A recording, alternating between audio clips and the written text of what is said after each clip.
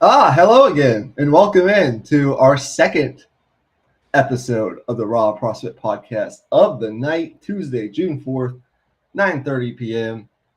We're on a roll tonight, both Emmy and myself. My name is Michael Ween, and we're back again for another episode. This being a pre-U.S. Open, but not a U.S. Open episode. This is a rare non-major golf episode, but it is going to be a fun golf episode. We're going to do a mini preview of one of the bigger non-majors of the year, which is the Memorial Tournament at Murrayfield Village, Jack Nicklaus's tournament, as we all know. We know Tiger has his at Riviera and so forth. There are others that you can name. It's a very strong field. So we're going to be picking two outright winners based on the DraftKings odds, one top 10 finisher and one top 20 finisher, and then discussing, I guess, any other storylines associated with the Memorial, any other players that we're interested in. And then Emmy and I have come up with 5 very strong, burning questions associated with the world of golf and players in particular, Hall of Fame cases, everything in between. And we'll get into that in the second half of tonight's show. So if you enjoy our golf content, make sure you leave a like and subscribe. Go check out our NBA Finals preview that we just finished recording just less than about 15 minutes ago. That is up. And we'll have another Dit Hole coming at you tomorrow night. So we've got a lot of content coming out this week on the Raw CrossFit Podcast YouTube channel. But with that, let me welcome in a man that works at a golf course, a man that's played golf for a lot of his life and watches a lot of golf himself, Mr. Emmy Nixon. What's up? Nothing much, man. Doing good. This is gonna be an interesting episode. We're doing something a little bit different. We're we've come up with a list of questions, kind of similar to how we do like our burning questions segment for NBA during the season. Mm-hmm. Kind of like that, but a little bit more big picture, a little bit more open ended, long term type of questions. So. We would appreciate any feedback we could get from this. Like if you all enjoy this, we can bring this back. Yeah, absolutely. I think we have a span of 3 weeks where we have 3 really big tournaments. We've got this week at the Memorial, we've got next week at the U.S. Open, and I believe the week after the U.S. Open is the Travelers. So it's 3 consecutive weeks where we could, if we wanted, do golf episodes. I don't think we will all 3 weeks, but we definitely will this week as we are right now and next week for the U.S. Open. So make sure you keep an eye out for that. Let's just jump straight in to the deep end here. Our outright picks for this week at Murrayfield Village. This is a little bit different than the drafts that we usually do, but we have the odds in front of us. Probably not going to be able to put them up on the screen just because I don't have that readily prepared, but maybe we'll get them up while we're talking. So for winner, I'll just go through it real fast. Scotty Scheffler being the favorite at plus 360. Xander Schauffele coming off his win at the PGA, plus 900, along with Rory McIlroy at plus 900. Collin Morikawa at plus 1,400. Victor Hovland plus 1,600. Patrick Cantlay, who's won this tournament actually twice before, at plus 2,500. Ludwig Ober, the youngster, who we're going to talk a lot about in this episode, most likely, plus 2,500. And then you have Tommy Fleetwood, Justin Thomas, Max Homa, Hideki Matsuyama, Sam Burns, etc., as you go down the list. So let's alternate here and go through our 2 outright winner picks. Do you want me to go first, or do you want to go first? You go ahead. Okay. My first outright winner this week actually isn't the guy you might think it would be, although I might pick him later on. You never know. I'm going to go Collin Morikawa at basically 1,400 to 1 odds, plus 1,400. I think he's due for a win. He hasn't won since the fall, I don't believe. And he's been playing really good golf. We saw how good he was just recently at the PGA. He's a really trendy pick this week. I think he will be in contention, moving forward at most big events. Since the Masters, he's gone tied third, ninth, tied 16th, tied fourth, and fourth place alone in the events that he's played since Augusta. He's been in contention. I think ever since he got back with his old swing coach, he's playing really good golf. And I think whether it's this week, maybe even next week at the U.S. Open, or the week after, a win is coming down the pipe very soon for Collin Morikawa with the way that he's ball striking, the way he's driving the ball. And he's done well here before at this particular setup. So I think Collin Morikawa is going to be my first outright winner pick for this week at the Memorial. Okay. Yeah, I like that we're switching it up here. I think I'm going to switch it up as well. I'm going to go down the same kind of pipeline as you. I'm going to go with Viktor Hovland. Same type of thing. We saw how well he played at the PGA. He kind of found something in his swing and got back to kind of the form we saw, come, the end of last season, right around FedEx Cup playoffs time when he was just about unbeatable. If he had made just a few more putts on that Sunday, we could be looking at him as a first time major championship coming into this week. So, with how close he came in that tournament, with how good he looked, I feel really good about Viktor Hovland's chances this week. Yeah. The second pick is ultimately where you go a lot of different directions. I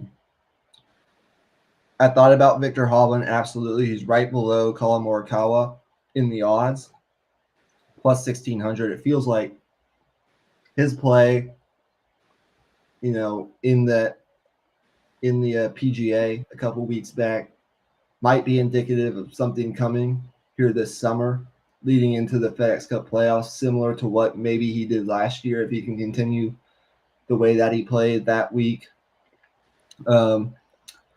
If you just want to pick based on history at this event, although he's not in great form right now, Patrick Cantlay would be a good pick if you're thinking in that kind of thinking or ballpark, just because he's won here twice before. We all know, like, Rory McIlroy is one of the best players in the world right now. He's in that top group for me right now with Jon Rahm and Scotty Scheffler as best players in the world. To me, for this pick, I'm actually not picking Scotty Scheffler as an outright winner here, although I do acknowledge he could absolutely win the tournament. We all know that. But he might come into play in one of my top 10 or top 20 picks. I'm gonna go Justin Thomas. I tried not to go with just the favorites in my outright winners. I want to act like I'm actually betting. I want to get some good value on my bets here, even though I'm not betting actual money. He's a little bit down the list at plus 300, but he's figured out his driver for the most part. He's driving the ball really well right now, and he's playing really good golf. The key for him, I think, is just staying consistent on the greens, making his putts. But it seems like he's out of that kind of rut he was in for the better part of last year. And I think if he plays like he has been playing, he could win this tournament. Absolutely. I think a win for him is absolutely coming down the pike this year. I just don't know when it's going to be. But if I have to take a guy who's maybe not in the group of favorites, but is down the list a little bit, I'll go Justin Thomas along with Collin Morikawa as my two outright winners this week. Okay. Yeah. I mean, I can't argue with that. I mean, I think with Thomas, it's just like, as you said, it's just a putter, but I don't know. I just find it kind of strange that he's so on and off with that putter, man. Like, he is one of the best ball strikers in the world, and obviously it's not an uncommon thing for a great ball striker to struggle with the putter, but I just find it strange that he can just be so hot and cold, you know. But hopefully, for your sake, he gets hot with it. If he does, he's going to be tough to beat. Okay, my second pick. Let's see here. You know what? I will pick Rory. Screw it. I'm gonna take Rory McIlroy.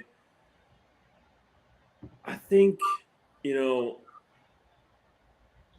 with watching Full Swing, the documentary about last year's season, I think it's interesting, seeing kind of his like challenges, like mentally as a golfer. Like I had mentioned on the podcast last year when he was struggling, like what is going on here? Like why is he struggling so much? He's one of the best players in the world, yada yada yada. But like seeing kind of the behind the scenes kind of makes you think like okay, like there was obviously something going on with like he had too much on his plate with like the responsibilities of the tour, and I think things have kind of died down now, and I think the pressure on is kind of off his shoulders now. I think he can just go out and play golf, and that's when he's at his best. All right, so our outright winners, you have Rory at plus 900, and you have Viktor Hovland at plus 1600, and I went with Paul Morikawa plus 1400, and Justin Thomas plus 3000. Now we're going to go to one top 10 finisher. And the rule is they have to be different, of course, than our outright winners. So I could still pick, if I want to, one of your outright winners to finish in my top 10. I could pick Rory. I could pick Viktor Hovland. You just can't pick your own guys that you just picked to finish top 10. Pretty simple. But they have different odds for top 10 finish. So Scotty Scheffler is plus 360 to win, but he's minus 250 to finish in the top 10 just because he does that so goddamn often. Basically, every time he plays, that's where it is. And then you've got Xander Schauffele, who we know is kind of a top 10 machine, minus 110. Rory's minus 105. Colin Morikawa's plus 130. Viktor Hovland's plus 150, and you just go down the list. So I'm going to let you start with your one top 10 pick, and then I'll give mine. It could be anybody except the one. Well, I think this is where I'm going to pick Scotty Scheffler. I think I'm not going to overthink this. I think, letting him, passing on him for the outright winner, I mean, is one thing, but in terms of top 10s, there's not a better player to choose on this entire board. So I'm just going to make the full pick. Yeah, we're not going to be stupid on this podcast. We've already had a great night of podcasting up until this point. So I'm on the same line of thinking as you. While I don't think he'll win this week, he's still good enough to finish top 10. That's a bet I think we're both going to win. Even if he doesn't play his best golf, he could still he could still drop a 62 in the final round and be in the top 10. So that was easy enough. I think the top 20 is really where interesting conversations are in play. I have a couple guys in mind here, and I guess I'll go first. First guy I have in mind is Max Homa, who plays really well at this particular setup. He loves tough setups, seems to play really well in tough setups. Hasn't really hit yet at majors, but I think that's coming down the pike sooner rather than later. He would be a really good value pick, I think, for top 20 here. If you're trying to get good value, let's see what he's where his odds are for top 20. Plus 330, so not great, but pretty good. I'm also considering what's his name? Shane Lowry, who is coming off one of the best putting performances of his career. Still been kind of inconsistent with his putter, but when he's been good, he's been really good and could absolutely be top 20 here. He's been a popular pick. Sepp Straka is another guy that I've toyed around with. And then also, there are some other guys that intrigue you. I think Will Zalatoris is an interesting one. You could get really good odds on him if you wanted to at plus 550. He's been a popular pick for a top 10, top 20 finish here. But I'm ultimately going to settle upon Shane Lowry. I think he'll have a good week. And if he has a good week with his putter, as I mentioned, I like him to be, hanging around that top 20. I don't think that's too big of an ask.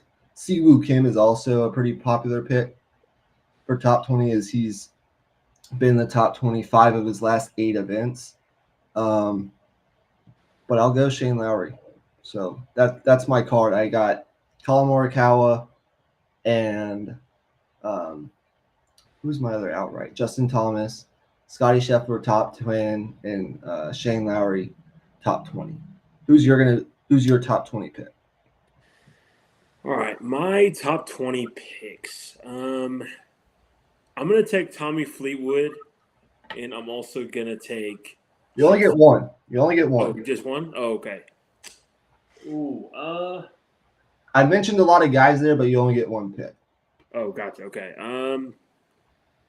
And just to be clear, I am allowed to take Justin Thomas, right? Yes. Okay, I'm gonna take Justin Thomas then. I think I agree with a lot of your points about him, kind of turning things around with just his long game in general. So I think, this is a ball striker's golf course. It's pretty well documented. Usually, the best tee to green here is going to win the tournament, and Justin Thomas is as good as gets. So, yeah. Okay, so I will document our picks while we transition into the next part of the show, which is the burning questions. And wow, 5 people watching a golf episode right now. Thank you very much, everyone. Not even a major episode at that. Interesting. Let's go ahead and do our burning questions. So let me pull up the list and we'll just get right on into it, as we are looking to make this a quicker episode, but a good one at that. So our first question is this era of parity on the PGA Tour, you think, beneficial to the overall TV product and or TV ratings? well, so here's the thing. So I think it's a good thing in terms of, golf fanatics, like people who watch the PGA Tour week in and week out. But for the casual fan, I think it's better to have kind of a Brooks Koepka to latch on to, a guy who's going to, perennially win a major a year, like those types of guys. And, those guys are still prevalent, but with how, the PGA Tour and how, Live have set up the golf world right now, it just doesn't feel like there's like a villain or hero character to kind of attach yourself to. Before, we had, fandoms of certain players, John Rahm people, Bryson DeChambeau people. You had your, obviously Tiger people whenever he would play. But it doesn't feel the same right now. And I can't shake that feeling. And for me lately, it's just been kind of hard to watch. The regular tournaments. It's really only been watching majors for me the last year and a half or so. Yeah, I think you're right on it, but I'll go ahead and add some context for everyone. For me, I consider myself maybe not a diehard golf fan, if such thing exists, like of the PGA Tour or of Live, of course. I don't really watch Live. But I do consider myself, and I do consider myself to have like fandoms of certain players. And so, if Scotty Scheffler is in probably my favorite player right now, is in a in a final pairing or in a playoff at the Memorial on Sunday, I will tune in because I don't think there are, specifically at this time of year, there aren't really too many other things pulling my attention away from golf. I mean, what else is really on right now? Yeah. I don't know what game 2 of the finals is going to be, but it's not going to be during the final round of the Memorial, I don't think. Game 57 of the baseball season. Yeah. Actually, Yankees-Dodgers Sunday night could be one thing that pulls me away from that potentially, but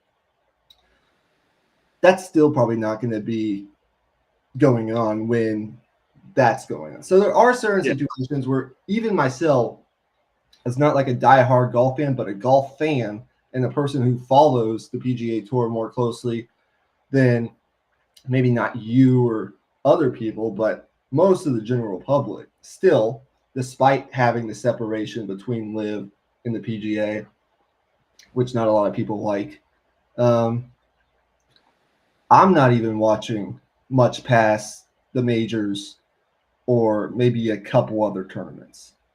The FedEx Cup playoffs and maybe events like the Memorial, the final round of Riviera or something like that, right? Maybe the Players. I'll give them the Players. But even then, like, I think for most of the public,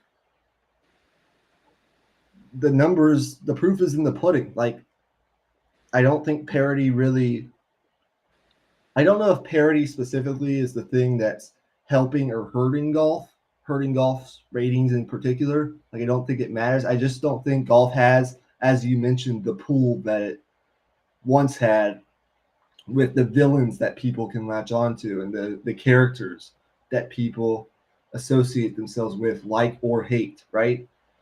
There's not really, and John Middlecoff mentioned this. He said on his own podcast, he has a golf podcast.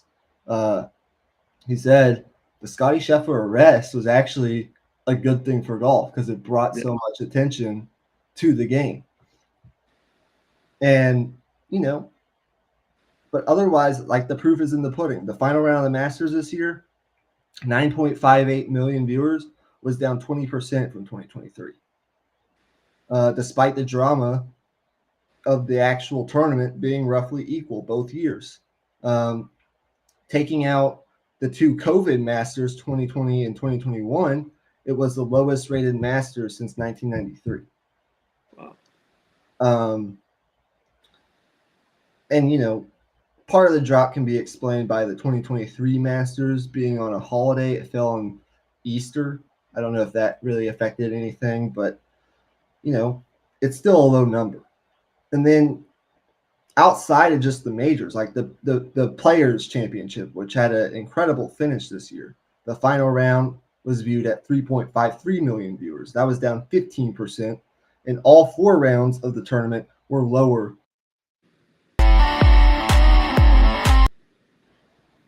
My bad for doing that.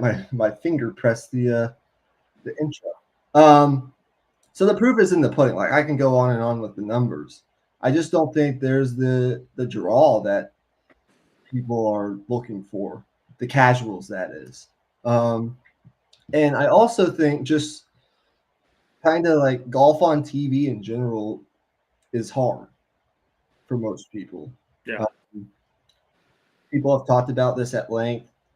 But golf is a very tough watch sometimes on TV. 54 minutes of commercials for a typical 3-hour broadcast. So with that being said, and knowing there's not like a polarizing figure or a dominant superstar like maybe Tiger once was, a guy that moves the needle to that extent, the golf itself has to be outstanding for most people to stay connected for an extended period of time. Yeah. And I just don't think, even with as much talent that the tour is saturated with nowadays, I just don't think there's a way to really get that back other than the PGA and the LIV Tour and having all the great players on each and every week is brought back, and that's where we'll go to next. If you don't have anything else to add to that point, for our next question. Yeah, we can go ahead and move on. Okay. So we've got this question, which who knows where this will take us, but we got this question, and then we're going to get into more specific player PGA Tour related questions to finish us out. What is the best case scenario for a potential, we know it's on the table, but we know it hasn't happened yet, PGA Live Golf merger in your mind? Meaning, if it happens, what do you envision as like the best case scenario for what golf looks like in a world where that happens? Well, to me, I think it would kind of be a little bit like how the PGA Tour does their, premier like elevated tournaments. They have their elevated tournament, and they also have the same week a lower level tournament where the other players on the PGA Tour can go play. So to me, it would be a little bit like that, where you would have allotted weeks for like live golf events, and I guess at that point you may have more teams involved. At that point, I think right now there's only like 12 teams or something like that. But by that point, it might be like 22, 24 teams, and there would be certain weeks of live golf events, and then certain weeks of just your regular PGA Tour events, because I think there's still a place in golf for that. I think people still like the 4 days traditional golf tournament structure, and I think there's still a place for that. But I do think the ideal scenario will just involve just a mix of both, and also just a mix of like tournament rules and like styles of play. Like I want to see more in match play. I want to see guys involved maybe in like, I don't know, alternate shot, or like what if, they had like a 2-man scramble tournament, and you'd see guys, see like Scotty Scheffler or Xander Schauffele and Patrick Cantlay pair up with each other and shoot like 38 under par or something. Like I feel like that would be really cool to watch, and I feel like that has never really been tapped into. Yeah, I think that the most interesting aspect, and the part that's kind of hardest to envision for myself, is like if you allow live players to participate again in PGA and DP World Tour events with this merger, is there a reciprocal inclusion on the other end of PGA Tour members and DP World Tour players in live events? And if so, how many live events are there? And are they competing with other PGA Tour events? And would even PGA Tour members want to go play in the live events? That's a whole nother story. Yeah. But I guess, that's probably the most interesting thing for me. But I guess both tours would have their individual aspects of the winners in the singular tournaments themselves. But what could potentially, an end game be for accumulated results towards the end of the season? We know the PGA Tour has the FedEx Cup. I think the Live Tour has individual and team championships. Same for the DP World Tour. So if both parties are allowed to play in both tours, which we don't know if they will be or not, I guess, what would that look like? That would be interesting as well.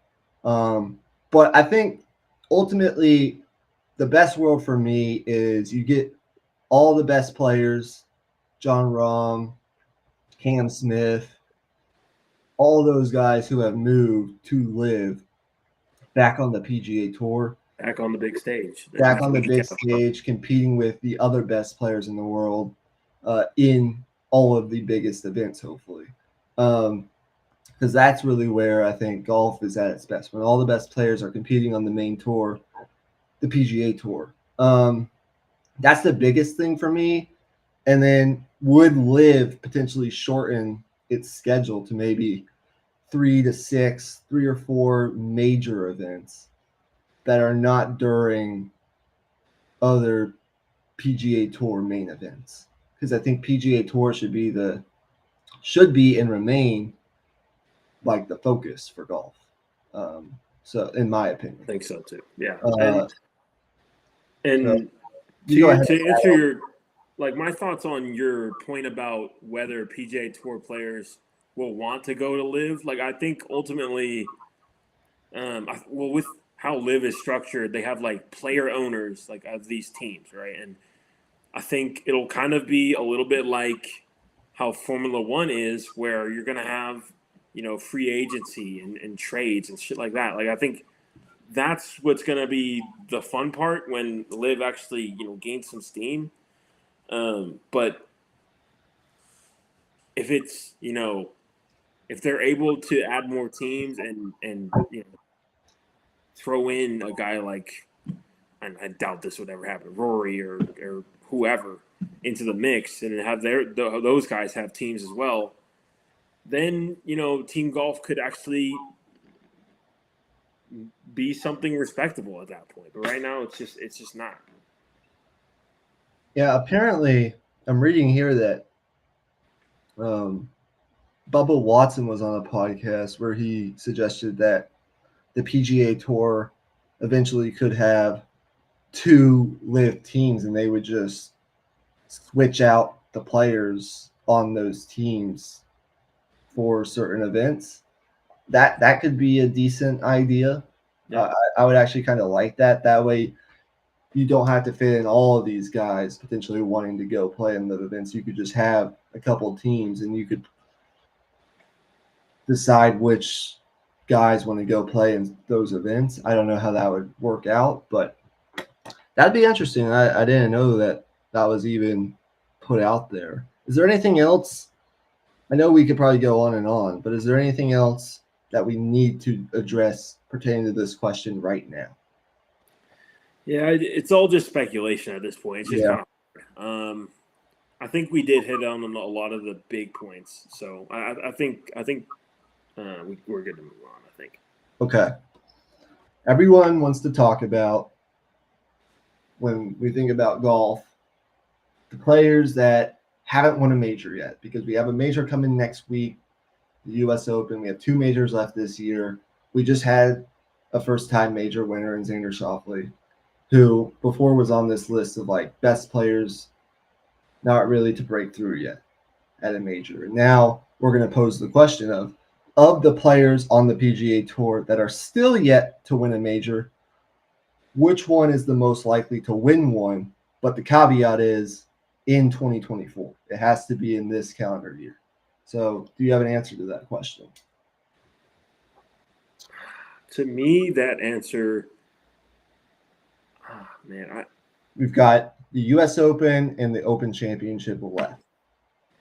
Yeah, I would definitely lean Viktor Hovland for that question. I think Viktor Hovland, when he's playing at his best, has reached that level where when he brings his A game, he's incredibly difficult to beat. And that's something that we only say when talking about the top guys, like Rory, Scotty, and maybe that's it. Like guys who, when they're on, are nearly impossible to beat. With how good of an iron player he is, his improved short game.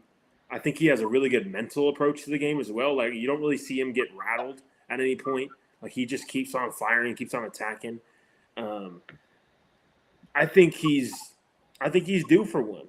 He's entering his prime. He's 26 years old, and I think this is around the time Jon Rahm won his major as well back in 2019 when he won at Torrey Pines. So, yep, 26 years old. I mean, it's time for him to win one, I think. Yeah, he's the guy ultimately that we agree upon here. But if we had to choose a couple others, I think ultimately, I mean, I do think Max Homa is on that list of players who are eventually going to win a major. I just don't know that we've seen the track record and consistency from him yet for us to expect this to happen this year. Yeah. But I think eventually, maybe next year, or he does play well in tougher setups. So maybe he plays really well at the U.S. Open. Maybe he does eventually win one. I know he's kind of banged up right now, and he's still really young. He's still just getting his feet wet on tour, but it feels like with his skill set, maybe not this year. Eventually, though, Ludwig Ober, with the way that he drives the golf ball, just incredible. And his skill set would be on that list, but not this year, I don't think. No. So if you had to choose somebody else, not to put you on the spot, would it potentially be a guy like, I don't know. I mean, we've seen he's not in the greatest form right now, but Patrick Cantlay has been around in majors before. Could it be Tommy Fleetwood? Could that be a guy who? Yeah, Tommy Fleetwood's an interesting one. The weird part about Fleetwood is he actually just hasn't won a PGA Tour event. So yeah, like he is capable of finishing off tournaments. He's obviously a world-class player. He's won many, many, many times on the DP World Tour. But I think if Tommy were to win one, I think it would probably be the Open Championship, just because he's always a hometown favorite, no matter where he is in that tournament, because they're always playing in England, and I mean he's basically like a home country hero to them. Basically, he's going to be favored by the crowd, and that matters in that type of context. So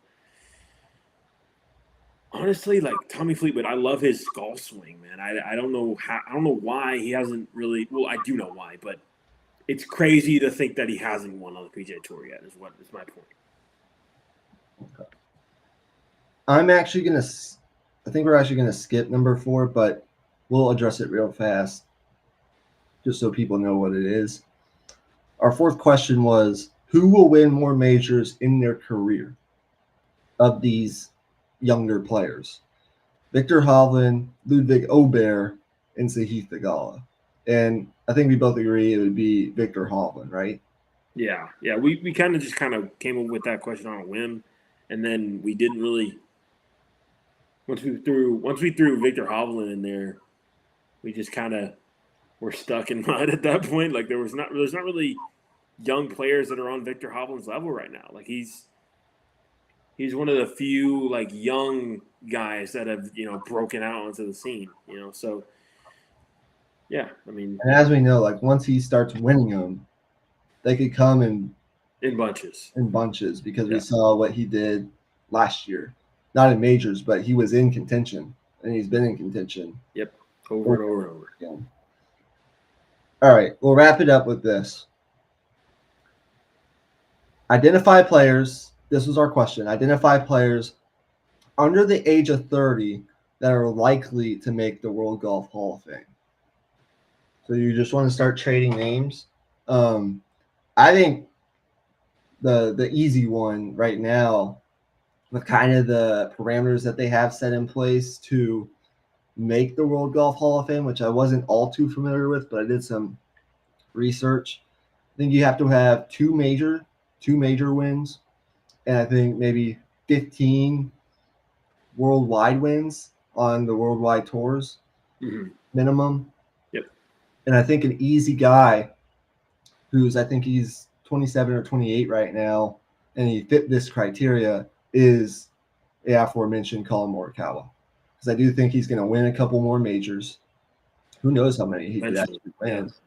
And I do think he'll have the amount of wins and the consistency year over year with how long his career could go, how good of a ball striker he is to end up there someday. That would be the first name off my list. Yeah, I think so too. The weird part with him is he's gone so long without winning a golf tournament. You know, it's he's kind of in a bit of not a slump, but he's in a drought. So, um, like, how will that kind of affect his view from the obviously the committee? But I think ultimately, yeah, I think he's going to continue to win, um, and at some point, it's just whether or not it's enough. I I think guess. his drought is his drought.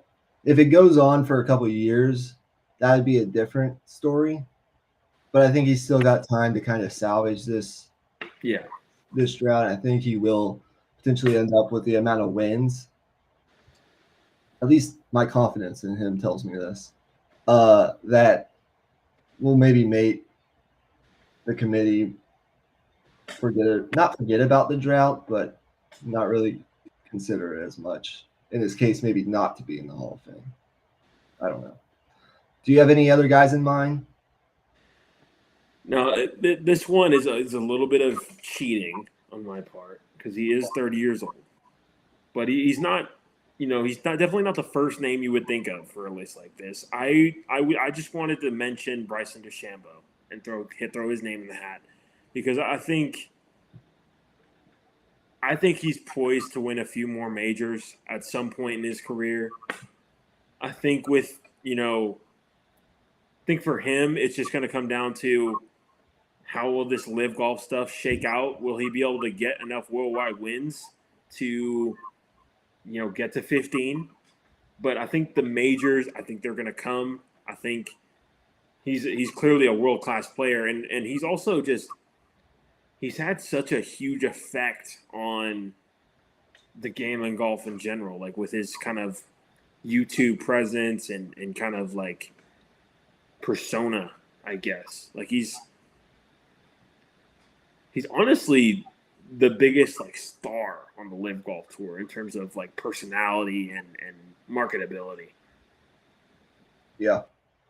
So I'm looking at my list here. Um, who has the potential to get to the World Golf Hall? Okay, how old is Scheffler? Because I feel like He's he's I gonna. think he's 28 or Yeah, 27. I feel like he'll pile up the resume if this trend Yeah. continues to get there. Um, let's see. What do you think about a guy like Xander Schauffele? Can he break through for the amount of victories to maybe get himself there? Because he already kind of has. I know he has a gold medal. I don't know if Yeah. He already has a really solid resume. yeah. I mean, how the question might be like, how highly do you weigh a gold medal compared to Mhm. like a major? Like we don't really have a precedent for that. So Yeah. I guess that's just something the committee will have to discuss, I guess. But I think eventually he'll get enough wins to to make it. But he's been so close in so many tournaments. Like the amount of top tens he's going to accrue over the course of his career is going to be absolutely insane. I know that ultimately doesn't matter a whole lot. At the end of the day, it's all about wins. But um, I think the great thing about him is he's going to give himself a lot of chances, and who knows? I mean, he could leave his career with 18, 19 wins. Who knows? Yeah, I couldn't really. It was hard. It was harder than I thought to find guys under the age of 30 who Yeah, the under 30 part made this difficult for sure. I felt like right now have the resume to where I can say like, okay, yeah, they have a pretty good chance to end up there. That could change, in the course of the next calendar year. Obviously, a lot of these players are just really kind of scratching the surface. Um, Yeah, to me, the but obvious lock is John Rahm. yeah, um, I didn't mention him because I tried to find 28 in Yeah, golf, under 20, right? He's which 20. made it even harder, to be honest with you. But I did have a couple guys over the age of 30. I wanted to get your opinion on. In the first, you know, is an interesting one to me. I don't know if he'll maybe amass the amount of in quality of wins that he'll need. He will need probably another major or two maybe to get there. But a guy with a really solid career right now is Hideki Matsuyama. And he's also got kind of the Japan aspect to this. Mm-hmm. So what do you think about his potential? Yeah, I mean, it's the World Golf Hall of Fame, and with how dominant he was on the Asian tour and the Japanese tours, like, I mean, he would be pretty tough to evaluate because how much do you weigh that? It's kind of like, I guess it would be kind of similar to like kind of the Luka Doncic thing with how he, won all those, EuroLeague accolades early on in his life, like 18, 19 years old, Hideki kind of had that with how he was so successful on the Asian tour. So I don't really know, man. I would honestly kind of lean no, just because I don't know if he'll win another major, but I could be wrong. With it, like he's 32 right now, with say another really good 3 years where maybe he wins 5 more events and maybe another major, he can make the case really interesting. Definitely. Because the Japan aspect is different than what a lot of these American players, I think, have. Yep. Right now, he's 15th in the official world golf ranking. He's got 9 career wins, I believe, on tour. He's even got a win this year in his bag, and then he obviously has the Masters win. So it's an interesting case. He's an interesting player, in my opinion, just his overall career. And then I think another candidate over the age of 30, I'm not sure exactly how old he is, would probably be Justin Thomas. Do you think he could potentially get there? I mean, 2 majors. Yeah. Really good Ryder Cup record. A lot of wins. I mean, yeah. I mean, I don't have the amount of wins he's had in front of me, but I would assume it's in like the 7-8 range already. And he's getting about like 1 win a season ish outside of last year, obviously. So if he continues that pace up until he's like 40 years old, I think he'll be in a really good spot. He's already got the 2 majors part of it. So a couple other guys. I want to get your thoughts on Jordan Spieth. Do you think he's in, or do you think there's still more work left to be done with the kind of drop off we've seen the past 12 months? I think he would be in, man. I think with how dominant that 2015 season was, like just 21 years old, winning back-to-back majors like that, getting top 5 in all 4 majors. That year was just ridiculous. Exactly. And on the strength of that alone, plus, all the worldwide victories he's had on top of that, I think he would be in the Hall of Fame for sure. Yeah, he's 30 years old. And he does, like, the 3 major victories is really hard to turn away. Yeah. You can't really tell this, like, era of golf that we're in right now without Jordan Spieth's name in it. Spieth's name in it, good or bad.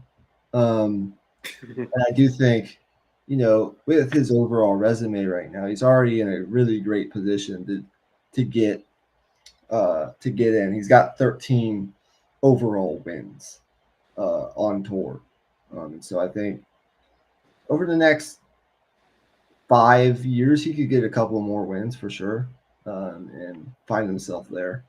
The question, I guess, would be, could he elevate himself another level and potentially win another major? Um, could he like complete eventually the Grand Slam, which I think would definitely cement it. Yeah, definitely. Anyone else that we should mention here? I mean, we know about Kepka. Yeah, a really scary thought just popped into my head. We're potentially a rando major win away from Patrick Reed Yeah. being in the conversation, which is insane. Uh-huh. Oh, I was thinking about him earlier. I was like, oh fuck. Yeah. Yeah. Okay. Brooks is getting in, right? I mean, yeah. Is Rory already in, or he's going to be in? We know that. He's going to be for sure. Yeah. Justin Rose, would he have a case, or Hmm. not really? I don't really know his resume well enough to know. So one major win, 2013 U.S. Open. Let me real quick look up how many wins he has. I don't know. It just popped into my mind because I think it's over 20. So the thing with Justin Rose is I would have to look up kind of what the precedent is for letting like guys in with one major victory. Like I think Jim Furyk made the Hall of Fame with one major win. Mm-hmm. So if something like that were the case, I think you'd have to consider it 100%. Like he's right there. It just feels like to me, even in his older years, he's been consistently in contention enough. And I don't know that like in contention matters, but it feels like, I mean, he's still played good golf. Yeah, I feel like he's been in the mix in all these events. Yeah, I feel like he's had the longevity at the age of 43, still being able to put himself into contention sometimes. I don't know. He's an interesting president. We'll see what happens with him. Ooh, here's a name for you. Okay. Matt Fitzpatrick. Yeah. Yeah, he could be a guy that, similar to, I think, Colin Morikawa or some of these other young guys in his realm, wins a couple more majors. Absolutely. He's good enough to do so. Yeah, I think he would have to win one more major. Yeah. Absolutely one more major, but yeah. I think he could even go beyond that potentially. Yeah, for sure. As of right now, I don't think he's looked at on that stature. No, but he could get there. Yeah. I want to real fast before we wrap this thing up, look up how old he is because I think it's, let's see, I feel like he's like 28-ish. I think he's 30 actually. He's 29, so we're right in between. Yeah. And right now on his resume, he's got 2 wins, one of which being the was it the U.S. Open, right? Yeah, U.S. Open. So he's got a while to go. Like he's got to get more wins, not just majors. Yeah, I'm surprised only 2 wins. So, what is his worldwide total? His worldwide total, let's see here, because that's right, he is a international player. He's got 1 win on the Asian Tour and 9 on the European Tour. Okay, so 12 in total. Okay, yeah.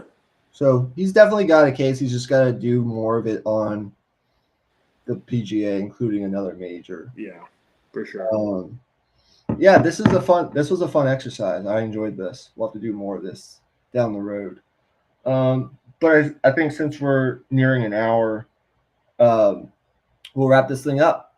And if you're starving for golf content, as 5 of you were, apparently, I'm glad we were able to provide it to you. We'll have more next week. Just less than a week from now, potentially, we'll have our U.S. Open episode. And you guys know how that works. We'll have our draft and everything else. This year's U.S. Open is at Pebble Beach, right? So we'll Pinehurst. Yeah, I get confused sometimes. We will preview that. Burp in my mouth. So thank you guys for listening. Thank you guys for tuning in. As I mentioned before, go check out our NBA Finals mega preview that we just recorded literally less than an hour ago. It was a really good episode.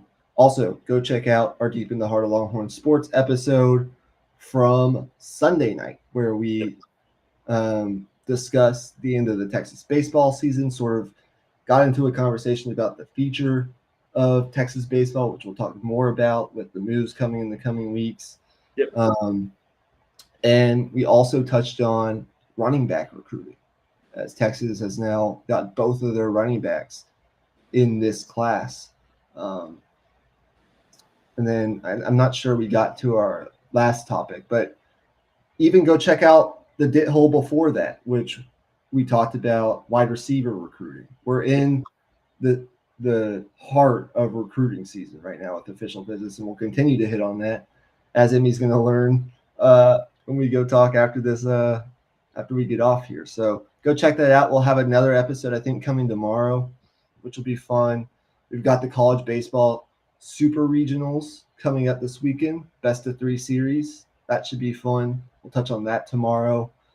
And then weird plug here, but Texas softball, number 1 overall seed, number 1 overall team, is going to face off against number 2 overall team and winners of 3 straight championships, the dominant force in college softball here for the past half decade, Oklahoma, in a Red River championship series starting tomorrow night. That's going to be super fun. I don't watch softball religiously, but I'm not going to be able to avoid watching Texas. Yeah, I'll be watching some of that for sure. Go at it for, I think Texas is in the championship series for the second time in 3 years against Oklahoma. They lost the championship series back 2 years ago when they faced Oklahoma, so they are looking for revenge. And that was really the start of this run for Oklahoma softball, if you will. So, that's going to do it. So we'll see you tomorrow night for another episode. Enjoy the Memorial and peace out.